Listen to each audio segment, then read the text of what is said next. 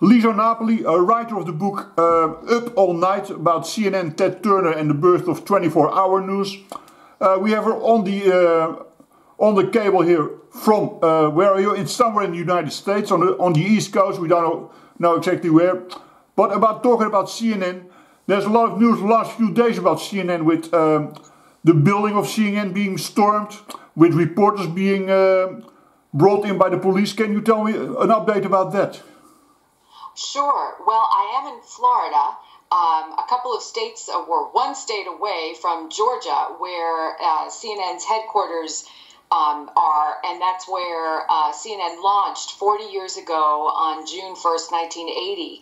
And apparently, in the aftermath of the storming of that building, which is not the original building that CNN began in, many people came out, including current and former CNN employees, to fix up the place. So there's been a big groundswell of support, as well as the protests that you continue to see on television, unfortunately. Even we get them here on television, it's very big at this moment. But all right, talking about CNN, you wrote a book about it. You worked there 40 years ago, I think, as a kid. Well, it must be as a young kid.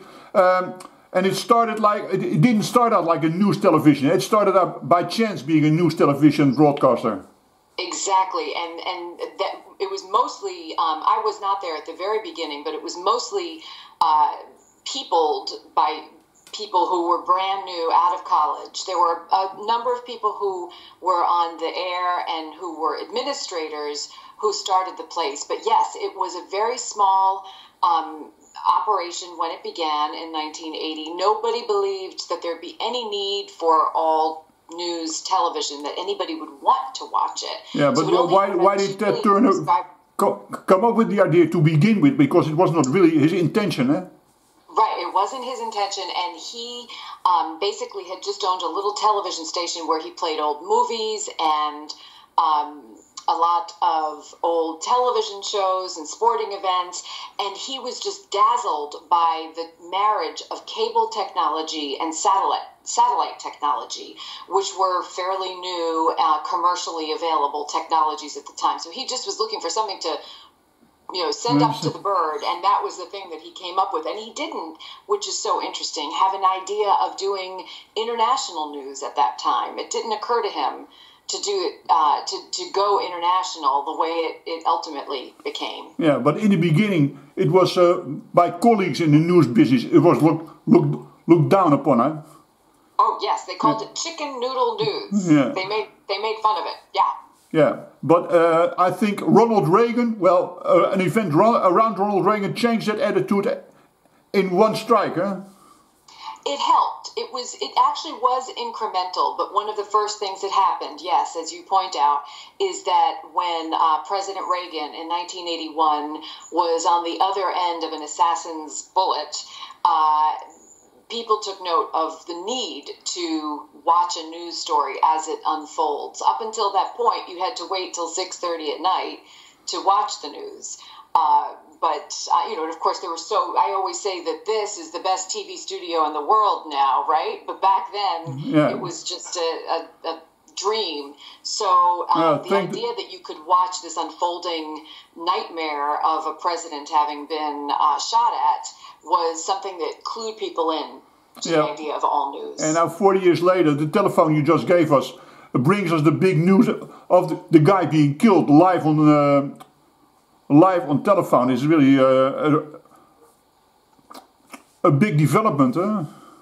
Absolutely. You not only can capture news on it, but you can transmit it. So everybody is now you can be live there. Producer. Yeah, we're all publishers at all times, and it's very hard for people, even people who were old enough to remember it, that in 1980 that was not the case. You needed heavy gear. I'm sure you carried it. I remember that. Right, and for us to make a long distance phone call then, even across the country, cost money. Yeah. Now, we're talking through the magic of this technology that just simply did not exist back then. So much has happened in 40 years, which is why I thought it was interesting as a former technology reporter and somebody who started my career as a young woman at CNN to look at the history. Yeah. but because it started very small, but since then news exploded in all sort of directions. Now it's really a little bit too much, I think. So much you get news from all the directions all the time, 24 hours, and it's hard to make a sort of diversification between from what's good, what's bad. Absolutely, absolutely. In fact, I feel like my head hurts sometimes because there's a constant stream of information, and that's one of the things I invite people who read this book or listen to this conversation to think about. Is it better to have more points of view possible at all moments of the day and night, or is it better to have mediated reports delivered on a more measured basis? I don't know that either is ideal, but I do know that it's a crazy time, right? Yeah, well, for what I know about the United States, not very much, that CNN is more sort of a left political broadcaster these days, and on the other side you have Fox News, which is a right-wing reporting situation. So it depends on what people watch, what they hear, what they think. It's very divided, like the whole country on your side. Yes, but it's very important to point out that it wasn't always like that. It was not like that for the first 16 or even 20 years of CNN's existence. It was just regular old journalism. The good old-fashioned precepts of journalism were practiced. But as soon as Fox News, this right-wing channel, started, it started seeping into the raison d'etre of CNN, and it's changed its course. So it wasn't, many of those people who started that very first day, June 1st, 1980, are really troubled by what all of journalism has become, but particularly 24-hour news, cable news. Yeah, what happened to CNN then? Is it now a sort of, for the left-wing liberals, a sort of a station? Or is that too much? Well, I think that's probably a broad way of describing it. I mean, that's how Fox paints it. Yeah. There are a lot of people who still watch it and see it as a more neutral place. There's a third one, MSNBC. Yeah, which you also worked for, huh? Yeah.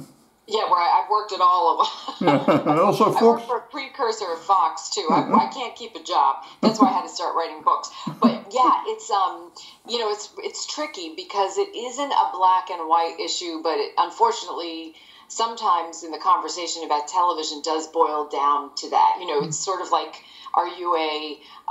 do you like sweets or do you like salt? I happen to like both of them. And when it comes to television stations, I don't like any of them, and I don't watch any of them because I just find it too addling. My mother has CNN on in the other room, and just walking by her, it was stressful. So, but if you see the attack on the building of CNN and the picking up of reporters, it still means that it is still a strong voice. It's still influential and makes a difference, or not? CNN. Oh, absolutely. I think still after 40 years. Television. Pardon? Still after 40 years, still. Oh, you mean to me personally? No, I mean in the public voice. Yeah. Definitely. I think it's got more impact than it ever has before. It is a polarizing impact to some people, and I think that right now more than ever, especially with this pandemic, people are glued to all kinds of media sources, watching TV while they're watching what's unfolding on the internet, and CNN is delivering it in various places. But yes, it is powerful. For good or bad, it's powerful. Okay, Lisa Napoli, thank you very much for this conversation, direct from Florida, USA. And, goodbye. See you next time.